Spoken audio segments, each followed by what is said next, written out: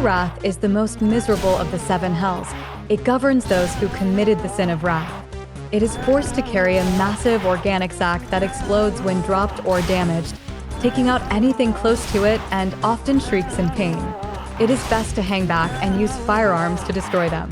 The Hellwrath is a lesser demon that appears in Devil May Cry 3, Dante's Awakening. They appear from Mission 2, the Bloodlink onwards on normal difficulty, and sooner in higher modes. Hellwraths are one of the seven hells. Hellwraths are tall, dark-skinned humanoid demons with abnormally long arms. They're naked except for some black bandages and a black, leather-like mask that shows one eye and the mouth both sewn. They carry a giant organic sac over their shoulders at all times. This sac is in fact a bomb, and whenever the demon is damaged or if he drops it, the sac explodes, damaging all surrounding beings, including the own Wrath, who inevitably dies.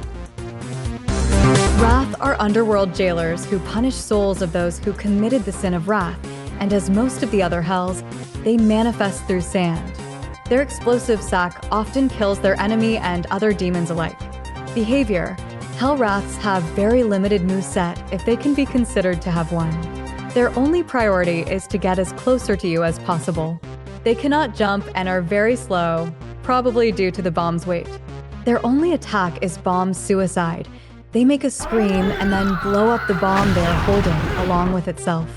The bomb also explodes if they are killed. Note: if Hellwraths die because of their own suicide attack, they will not drop red orbs. Strategy: Hellwraths aren't usually a problem during gameplay. In fact, their explosive attack can even be used for the benefit of the player, since it can also kill or at least damage other nearby enemies. This plus the fact that they are incredibly slow and predictable makes them very convenient foes for strategy purposes. These demons cannot be physically attacked with any melee weapon, thus making guns the only choice against them. If you try to use swords, they will bounce against the surface of the enormous sac with a characteristic metallic sound. In addition, Wraths are sensitive to body attacks, so if you insist too much with melee weapons, they will end by dropping their bomb in front of you, dying themselves, but dealing considerable damage anyway. It is important to consider that since Wraths die in the explosion, they can only attack once. Remember this when there are other, more dangerous enemies in the battlefield, and fight them first, ignoring Wraths. The bomb they carry is somehow connected to their health. If they die, the bomb explodes. Moreover, the sac progressively starts glowing an orange light the more the Wrath is damaged with projectiles.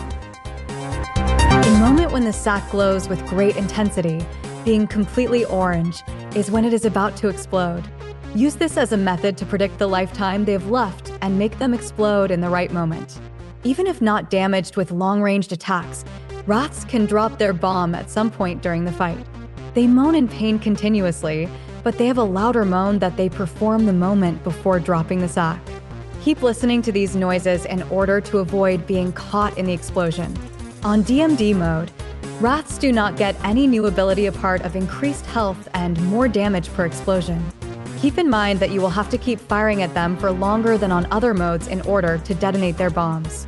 However, the difficulty mode in which Wraths are really dangerous is on Heaven or Hell for obvious reasons. They just take one shot to explode, and the minimal damage caused by the explosion can instantly kill the player. Whenever you are fighting hells on home mode, keep an eye on what you're targeting and the distance. If suddenly a Wrath appears next to you, immediately stop attacking and move as far away as possible before killing it. Trivia: in Bloody Palace, all Wraths drop both a white and a green orb when killed. Their masks somewhat resemble a bondage mask.